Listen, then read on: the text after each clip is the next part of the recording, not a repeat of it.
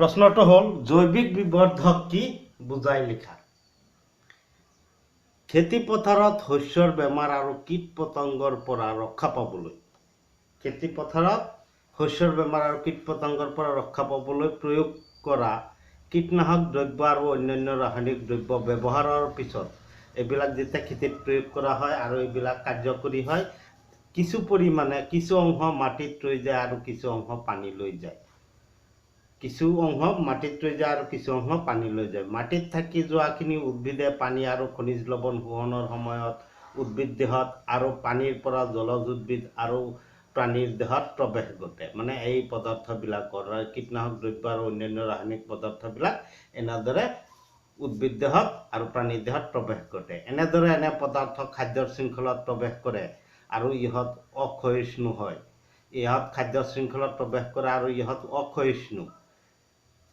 মানে ইহঁত ক্ষয় নাযায়, হজম নহয়। খাদ্যৰ জৰিয়তে আমাৰ পাচন তন্ত্ৰত গ'লে ই হজম নহয়, কিবা প্ৰকাৰে যদি তেজৰ লগত মিহলি হৈ যায় ই আমাৰ শৰীৰত প্ৰৱেশ কৰি দিয়ে।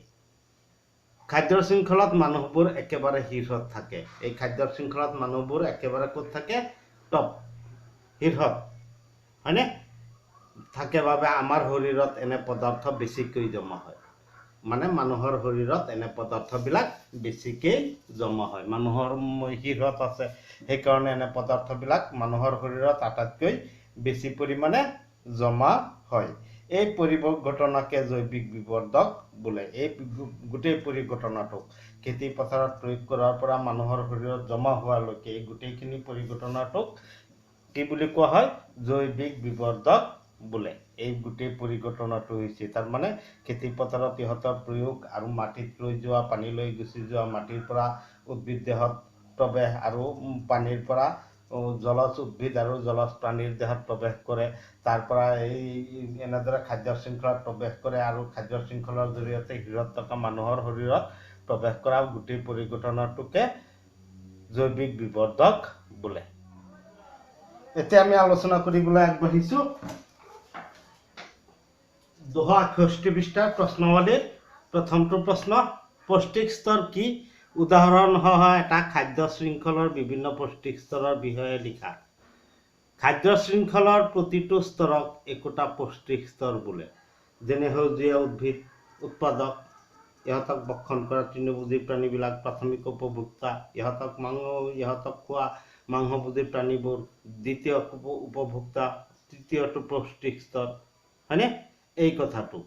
এতিয়া পৰিৱেশ তন্ত্ৰ পুখুৰীৰ এটা খাদ্য শৃংখল হ'ল ঘাঁহ, পোক-পতংগ, ঘাঁহ খোৱা পোক-পতংগ, পোক-পতংগক খোৱা মাছ, মাছক খোৱা বগলী।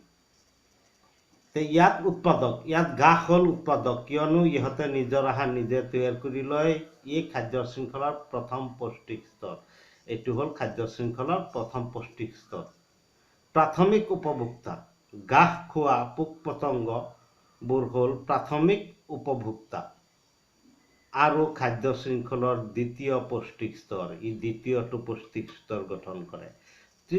দ্বিতীয় উপভোক্তা, পোক-পতংগ ভক্ষণকাৰী মাছবোৰ হ'ল দ্বিতীয় উপভোক্তা আৰু খাদ্য শৃংখলৰ তৃতীয় পৌষ্টিক স্তৰ। ই খাদ্য শৃংখলৰ প্ৰথম, দ্বিতীয়, তৃতীয় পৌষ্টিক স্তৰ আৰু দ্বিতীয় উপভোক্তা। তাৰপিছত আছে কি? বগলী, তৃতীয় উপভোক্তা। মাছ ভক্ষণকাৰী বগলী হ'ল তৃতীয় উপভোক্তা। এইটো বগলী তৃতীয় উপভোক্তা। প্ৰথম, দ্বিতীয়, তৃতীয় উপভোক্তা আৰু খাদ্য শৃংখলৰ প্ৰথম, দ্বিতীয়, তৃতীয়, চতুৰ্থ পৌষ্টিক স্তৰ। আৰু খাদ্য শৃংখলৰ ই চতুৰ্থটো পৌষ্টিক স্তৰ গঠন কৰে।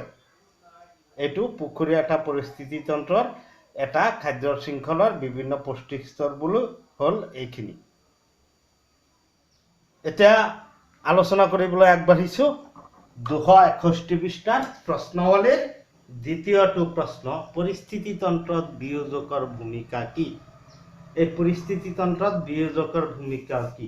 পৰিস্থিতি তন্ত্ৰত বিয়োজকে এটা ডাঙৰ কাম সমাধা কৰে। বিয়োজকে একদম বৃহৎ পৰিমাণৰ কাৰ্য সমাধা কৰে, উপকাৰ সাধন কৰে। এই বিয়োজকবিলাক নাথাকিলে আমাৰ অৱস্থা কি হ'লে হয় ঠিক নাই। পৰিস্থিতি তন্ত্ৰত বিয়োজকৰ ভূমিকা, পৰিৱেশৰ ভাৰসাম্যতা ৰক্ষা কৰে। পৰিৱেশৰ ভাৰসাম্যতাটো কেনেকৈ ৰক্ষা কৰে। জীৱবৰ্জিত পদাৰ্থৰ বিয়োজন ঘটাই মৰা জীৱদেহ গেলাই পচাই মাটিৰ লগত মিহলাই দিয়ে। যদি এই কাৰ্যটো নকৰিলে হয়, গেলাই মানে মৰা জীৱদেহ অ'ত পৰি থাকিলে হয় আৰু এইবিলাক পৰিস্থিতিতন্ত্ৰ নষ্ট কৰিলে হয়। মাটিত পোষক দ্ৰব্যৰ ভাৰসাম্য ৰক্ষা কৰে। যিহেতু এইবিলাক গেলাই পচাই মাটিৰ লগত মিহলি কৰি দিয়ে, গতিকে এইবিলাকৰ পৰা মানে এই মাটিত আকৌ পোষক দ্ৰব্যটো ঘূৰি যায়, মাটিত পোষক দ্ৰব্যটো আকৌ উভতি যায়। এনেদৰে কি হয়, পৰিস্থিতিতন্ত্ৰৰ ভাৰসাম্য অটুট ৰখাত মুখ্য ভূমিকা পালন কৰে। মৰমৰ ছাত্ৰ ছাত্ৰীসকল, তোমালোকে ভিডিঅ'টো চাই ভাল লাগিছে যদি চেনেলটো ছাবস্ক্ৰাইব কৰি লোৱা আৰু ভিডিঅ'টো যিমান পাৰা শ্বেয়াৰ কৰা।